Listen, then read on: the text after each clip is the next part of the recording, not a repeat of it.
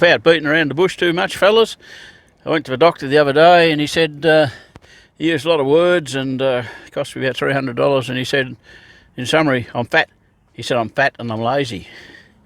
In other words, he said I'm overweight and I don't do enough exercise. He did say I should go for a run, I should swim or ride a bike. Well, when I ride a bike myself, I never get puffed. I don't.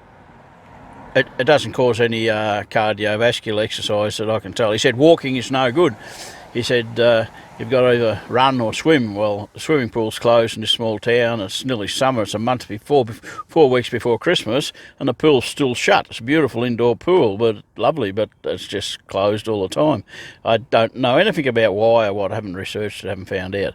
I went to a local gymnasium. There was 4 people in there doing exercises. I interrupted them just to get a timetable of what classes they've got for cardiovascular. The person in charge isn't on duty until tomorrow. Anyway, so I'm going out to the bush to try and find a hill to walk on so I can start to huff and puff and sweat a bit.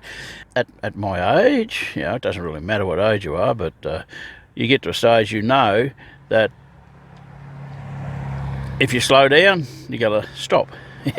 You don't need exercise when you're young because you're working and living and going and doing, and then you get older, you don't get as much exercise. I thought going for walks was around the block, a couple of miles. I thought that was okay, and even that took a bit of effort, but I was doing it. But the doctor says, no, that's not good enough. I've got to run. Well, me running is just ridiculous. Cliff Young, if you ever know anybody called Cliff Young, long distance marathon runner from Australia. He was younger than me when he was doing his running. But I think a steep hill, just walking up around the steep hills, like if you go hunting in the hills, like anybody that knows you go hunting in the hills, it certainly starts your puffing and sweating. And that's what I've got to do, get some puffing and sweating going. And I've got to get a regime of doing it, so I've got a continuous, a regular habit forming of getting the huffing and puffing going. So I'm going out to try and find a hill around here that's suitable, because you can find a hill and then you go walking up a road, up a hill, and all of a sudden you have wild dogs running out from a farm attacking you, or people saying, what are you doing walking around here? You say, I've had this in the past. I was running actually when I was younger up a road, and the police pulled me up and said, what are you doing here? I said, I'm going for a run. Like I had the runner's shoes on, I had the shorts, the t-shirt. It's quite obvious, but and do you know what they told me? Do you know what the police told me? This is way back when I was a young bloke. The police said, well, if you want to go for a run, go down to the local oval. Go down to the local where they play football.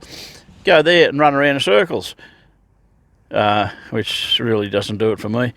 So sometimes you just get harassed if you go for a run and you don't go where other people run. If you live in a city, there'll be a park where people run around, everybody knows what you're doing. But if you go out in the country and go walking or go running, sometimes people look at you and say, what's this weird bugger up to? Okay, I haven't got the right setup for the filming in the car today. And I'm heading out the road. Heading out the road up that way. And try and find a hill. Let's see what we can find. See ya.